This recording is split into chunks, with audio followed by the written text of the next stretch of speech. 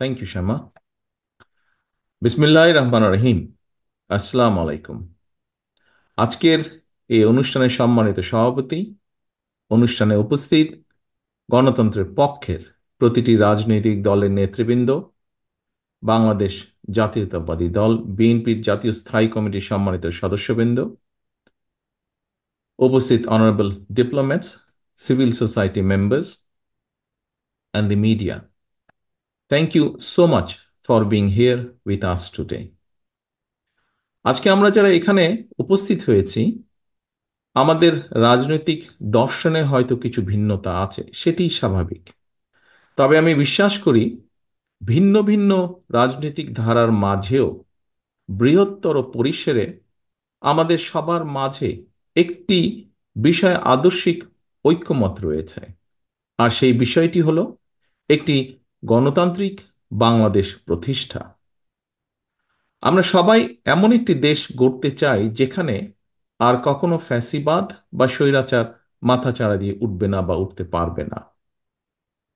আমরা সবাই একটি স্বাধীন ও সার্বভৌম বাংলাদেশ চাই, যেখানে জনগণের অধিকার ও স্বাধীনতা কেউ কেড়ে নেবে না। আমরা সবাই একটি নিরাপদ ও সুরক্ষিত বাংলাদেশ চাই, যেখানে গণ আকাঙ্ক্ষার প্রতিফলন ঘটবে। নির্বাচিত ও জবাবদিহিমূলক সরকার নিশ্চিত করবে জনগণের মালিকানা ও অংশীদারিত্ব। উপস্থিত সুধীবৃন্দ,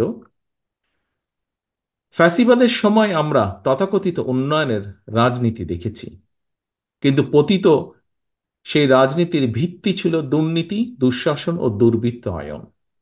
অন্যদিকে জনগণের ভোটে বিএনপি যদি সরকার গঠন করে, আপনারা দেখতে পাবেন আমাদের 31 দফার আলোকে জনগণের ক্ষমতায়ন ও অংশীদারিত্বের রাজনীতি।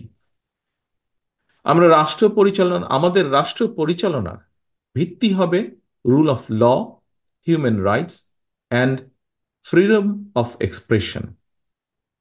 আমরা মনে করি একটি দেশে নির্বাচিত সরকারের প্রথম কাজ হচ্ছে রাষ্ট্রকে নিয়মতান্ত্রিক উপায়ে পরিচালনা করা, যেন রুলস বেসড অর্ডার ঠিক থাকে। রাষ্ট্রে যদি রুল অফ ল থাকে, অ্যাকাউন্টেবিলিটি অ্যান্ড গুড গভর্নেন্স থাকে, তাহলে ন্যাচারালি সেখানে সাস্টেনেবল এবং ইনক্লুসিভ ডেভেলপমেন্ট হবে। আওয়ামী লীগের মতন পরিবারতন্ত্র বা অলিগার্কি তৈরি হবে না। ডিভিশন এবং ডিসক্রিমিনেশন থাকবে না। সমাজের প্রতিটি স্তরে পলিটিসাইজেশন বা ইনস্টিটিউশনাল কলাপস ঘটবে না। আমরা যদি একটি রুল বেসড রাষ্ট্র কাঠামো নিয়ে আসতে পারি, সারা পৃথিবী থেকে প্রাইভেট ইনভেস্টমেন্ট এবং প্রাইভেট ক্যাপিটাল নিজ গতিতেই বাংলাদেশে আসবে। আমাদের পাবলিক সেক্টরের সাথে কাঁধে কাঁধ মিলিয়ে কাজ করবে, যা দেশের উন্নয়ন ও উৎপাদনে ভূমিকা রাখবে। প্রিয় উপস্থিতিবৃন্দ, আমরা নিশ্চিত করতে চাই, সর্বোচ্চ চেষ্টা থাকবে আমাদের, আগামীর বাংলাদেশে আর কোনো ব্যক্তি, এমনকি প্রধানমন্ত্রীও স্বৈরাচারী হয়ে ক্ষমতার অপব্যবহার যেন করতে না পারে বা পারবে না। রাষ্ট্রের সর্বোচ্চ পর্যায় থেকে শুরু করে সরকারের প্রতিটি লেভেলে চেষ্টা করা হবে নিশ্চিত করতে কেউ জবাবদিহিতার ঊর্ধ্বে নয়, কেউ আইনের ঊর্ধ্বে নয়। বিএনপি রাষ্ট্র পরিচালনার দায়িত্ব পেলে আমরা দলমত নির্বিশেষে প্রতিটি নাগরিকের মত প্রকাশের স্বাধীনতা নিশ্চিত করতে চাই। ঠিক যেভাবে আজ থেকে 2 দশক আগে বিএনপি সরকারের সময় বাংলাদেশে মিডিয়া নির্ভয়ে সরকারের সমালোচনা করতে পারত, কার্টুন আঁকতে পারত।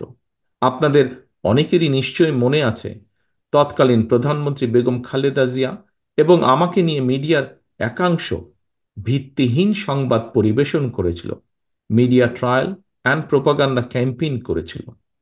কিন্তু আমরা তার প্রতিদানে কোনো মিডিয়ার কণ্ঠরোধ করিনি, কিংবা কাউকে হেনস্থা করার চেষ্টাও করিনি। আমরা চেষ্টা করিনি কোনো সম্পাদককে জেলে পাঠানোর। গত 16 বছরে আমার নিজের, আমার দলের এবং গণতন্ত্রের পক্ষে শক্তি তথা আপনাদের অনেকের freedom of speech, freedom of expression and freedom of association সম্পূর্ণভাবে হরণ করা হয়েছিল। সে উপলব্ধিকে ধারণ করে আমরা all citizens including human rights activist, social influencers and জার্নালিস্টদের মতামত প্রকাশের স্বাধীনতা নিশ্চিত করার সর্বোচ্চ চেষ্টা করব ইনশাআল্লাহ। আমাদের লক্ষ্য এমন একটি রাষ্ট্র কাঠামো গড়ে তোলা যেখানে ইউটিউব, ফেসবুক এবং আদার অনলাইন প্ল্যাটফর্মে নিজেদের ভাবনা প্রকাশের কারণে কিংবা প্রধানমন্ত্রী সহ গুরুত্বপূর্ণ ব্যক্তিদের বিষয়ে মন্তব্যের দায়ে কাউকে যেন হেনস্থা করা না হয়। সত্য গোপন করতে main stream and social media যেন বাধ্য না থাকে, তেমনি মিথ্যা তথ্য দিয়ে সেটি প্রচারেও সরকার কাউকে চাপ দেবে না। তবে প্রিয় উপস্থিতবৃন্দ, দেশ গঠনের দায়িত্ব সবার এবং আমরা মিডিয়ার নিউট্রাল এবং অবজেক্টিভ রোল প্রত্যাশা করি। Extrajudicial killing, enforced disappearance, excessive use of force, politically motivated trial, mass arrest without warrant, and gross human rights violations যে ভয়ের সংস্কৃতি গত 16 বছরে গড়ে উঠেছিল, জনগণের ভোটে নির্বাচিত বিএনপি সরকারের সর্বোচ্চ চেষ্টা থাকবে সেটি নির্মূল করার জন্য। ইউনিভার্সাল ডিক্লারেশন অফ হিউম্যান রাইটসের অনুসারে আমরা নিশ্চিত করার চেষ্টা করব প্রতিটি নাগরিকের মানবিক ও মৌলিক স্বাধীনতা। উপস্থিত সম্মানিত সুধীবৃন্দ, ক্ষমতার পরিবর্তন মানে কেবল একটি দল থেকে অন্য দলের কাছে রাষ্ট্রের ক্ষমতা হস্তান্তর নয়, বরং ক্ষমতার পালাবদলে এমন একটি রাজনৈতিক সংস্কৃতির সূচনা হওয়া উচিত যেখানে সমাজের পরিবর্তিত অবস্থা ও জনগণের আকাঙ্ক্ষার প্রতিফলন থাকবে বা দেখা যাবে। ফ্যাসিবাদের পতনের পর গত 3 মাসে বিএনপির জাতীয় নেতৃবৃন্দ এমন অনেক উদ্যোগ গ্রহণ করেছেন যাতে রাজনীতিতে আধুনিকায়নের উন্মেষ ঘটে। সেই সব উদ্যোগকে তারুণ্যের উদ্দীপনায় দেশ জুড়ে প্রতিপালন করেছে বিএনপির তৃণমূল। ফলে আপনারা দেখেছেন অতীতের মতোই কিভাবে বিএনপির নেতাকর্মীরা বন্যার সময় সর্বোচ্চ সাংগঠনিক শক্তি ও সাহায্য নিয়ে জনগণের পাশে দাঁড়িয়েছে, গণ অভ্যুত্থানে শহীদ ও আহত পরিবারগুলোকে আন্তরিক সহায়তা প্রদানের চেষ্টা করেছে, জনদুর্ভোগ এড়াতে মোটরসাইকেল বহর বা শোভাযাত্রা থেকে নিজেদের বিরত রেখেছে বা রাখার চেষ্টা করছে, পলিটিক্যাল প্রোগ্রাম শেষে অত্র স্থান ক্লিন এবং টাইডি রাখার চেষ্টা করছে, নগরের দেওয়াল থেকে ব্যানার এবং পোস্টারগুলো অপসারণ করছে বা করার চেষ্টা করছে, ত্বরান্বিত করার চেষ্টা করছে জনসম্পৃক্ত এবং সমাজ বান্ধব রাজনীতিকে। আপনাদের নিশ্চয়ই মনে আছে শেখ হাসিনার 16 বছরের শাসন আমলে আওয়ামী লীগের নেতাকর্মীরা সীমাহীন খুন, হামলা, ধর্ষণ ও চাঁদাবাজির মতন অপরাধে জড়িয়ে পড়লেও দলীয়ভাবে তাদের শাস্তি দেবার কোনো ইতিহাস নেই বললেই চলে। সাম্প্রতিক ঘটনাবলী থেকে দেখা যায় 1,500-এরও অধিক গণতান্ত্রিক মানুষকে গণ অভ্যুত্থানে হত্যা করার পরেও আওয়ামী লীগের কোনো নেতার কোনো অনুতাপ, অনুশোচনা বা আত্মসমালোচনার নজির নেই। অপরদিকে আমরা সবাই জানি বিএনপির 60 লক্ষ নেতাকর্মীর বিরুদ্ধে মিথ্যা মামলা রয়েছে, সেই সময় দেওয়া হয়েছে। তারপরেও এত বিশাল সংগঠনের নাম ব্যবহার করে কেউ বিচ্ছিন্নভাবে কোনো অপরাধে জড়িত হলে তা জানা মাত্রই আমরা দ্রুত সাংগঠনিক ব্যবস্থা গ্রহণ করেছি। 5ই আগস্টের পরে দেশে ল অ্যান্ড অর্ডার সিচুয়েশন ভেঙে পড়েছিল, ছিল পুলিশের অনুপস্থিতি। সেই সময় দলীয়ভাবে বিএনপি সাধারণ মানুষের পাশে দাঁড়িয়েছে, দেশকে আগলে রাখার চেষ্টা করেছে, নিশ্চিত করার চেষ্টা করেছে জননিরাপত্তা এবং রাষ্ট্রের স্থিতিশীলতা, প্রতিহিংসার রাজনীতিতে না জড়িয়ে সহিংসতাকে প্রতিহত করেছে এবং সহ অবস্থান নিশ্চিত করেছে। প্রিয় উপস্থিতিবৃন্দ, ফ্যাসিবাদের দোসরদের ঠেকাতে পুজোর সময় বিএনপির নেতাকর্মীরা মন্দির ও উপাসনালয় পাহারা দিয়ে হিন্দু, খ্রিস্টান, বৌদ্ধ সহ সকল মানুষের সুরক্ষায় পাশে দাঁড়িয়েছে। ধর্ম, বর্ণ কিংবা ভৌগোলিক আদর্শ অবস্থানে নির্বিশেষে প্রত্যেক নাগরিক যেন তার ধর্মীয়, রাজনৈতিক, সাংস্কৃতিক ও সামাজিক অধিকার। বাংলাদেশী জাতীয়তাবাদের আদর্শই বিএনপির রাজনীতি। আমরা বিশ্বাস করি ধর্ম, দল ও মত যার যার, তবে অবশ্যই রাষ্ট্র সবার। সম্মানিত অতিথিবৃন্দ, আজ আমরা 31 দফার আলোকে যে আলোচনা এখানে করেছি তা নতুনভাবে সংজ্ঞায়িত করবে বাংলাদেশের আর্থ-সামাজিক উন্নয়নকে। আকাঙ্ক্ষার আলো দেখাবে পরিবর্তনকামী গণমানুষকে। রাষ্ট্র কাঠামো মেরামতের এই রূপরেখা তৈরি হয়েছে শহীদ রাষ্ট্রপতি জিয়াউর রহমানের 19 দফা, দেশনেত্রী বেগম খালেদা জিয়ার ভিশন 2030, বিএনপির জনসম্পৃক্ততা এবং রাজনৈতিক অভিজ্ঞতার আলোকে প্রথমে প্রদত্ত 27 দফার উপর ভিত্তি করে, যা পরবর্তীতে যুগপৎ গণতান্ত্রিক আন্দোলনের শরিক সকল রাজনৈতিক দলের ঐক্য মতে 31 দফায় পরিণত হয়। বর্তমানে দেশে আলোচিত প্রায় সব সংস্কার প্রস্তাবই আমাদের এই 31 দফায় অন্তর্ভুক্ত রয়েছে। তবে আমি সংস্কারের উদ্দেশ্যে বলতে সেটিই বুঝি যে সংস্কারের মাধ্যমে সংবিধানের কয়েকটি বাক্যের পরিবর্তন নয় শুধুমাত্র, বরং মানুষের ভাগ্যের পরিবর্তন হবে। অর্থাৎ একজন মানুষের রোজগারের ব্যবস্থা হবে, তার ও তার পরিবারের আর্থ-সামাজিক নিরাপত্তা ও সঞ্চয় নিশ্চিত হবে। আমি সংস্কার বলতে সেটিই বুঝি যা কর্মসংস্থানের মাধ্যমে প্রতিটি নারী ও পুরুষের বেকারত্বের সমস্যার সমাধান করবে। যে সংস্কার নারীদের সম্মান, স্বাধীনতা ও ক্ষমতায়ন নিশ্চিত করবে। যে সংস্কার সকল মানুষের জীবনের সুরক্ষা নিশ্চিত করবে। যে সংস্কার দেশের সন্তানদের আধুনিক শিক্ষা ও নৈতিক মূল্যবোধ গঠন করবে। যে সংস্কার মানুষকে কাঙ্ক্ষিত স্বাস্থ্য সেবা দেবে। যে সংস্কার বাজারে নিত্য প্রয়োজনীয় দ্রব্যের দাম স্থিতিশীল রাখবে। আমি সংস্কার বলতে সেটিই বুঝি যা কৃষক, শ্রমিক সহ সকল কর্মজীবী মেহনতি মানুষের ন্যায্য ও প্রাপ্য মজুরি নিশ্চিত করবে।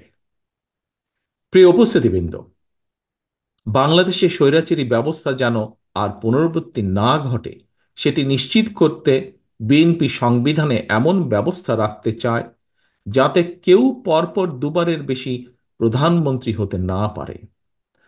আমরা আইন, বিচার ও নির্বাহী বিভাগের মধ্যে ক্ষমতার ভারসাম্য রাখতে চাই। রাষ্ট্র পরিচালনায় সমাজের জ্ঞানী গুণীদের প্রতিনিধিত্ব এবং অংশগ্রহণ নিশ্চিত করতে দ্বিকক্ষ বা বাইক্যামেরাল পার্লামেন্ট সিস্টেম প্রবর্তন করতে চাই। আমাদের লক্ষ্য তরুণ ও বেকারদের জন্য কর্মসংস্থান, আর কর্মসংস্থান না হওয়া পর্যন্ত যোগ্যতা অনুযায়ী বেকার ভাতা প্রবর্তন।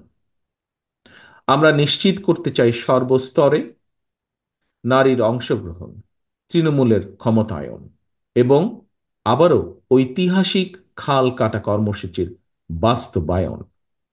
Health care, education, agriculture, energy, climate and economy সব ক্ষেত্রে আমরা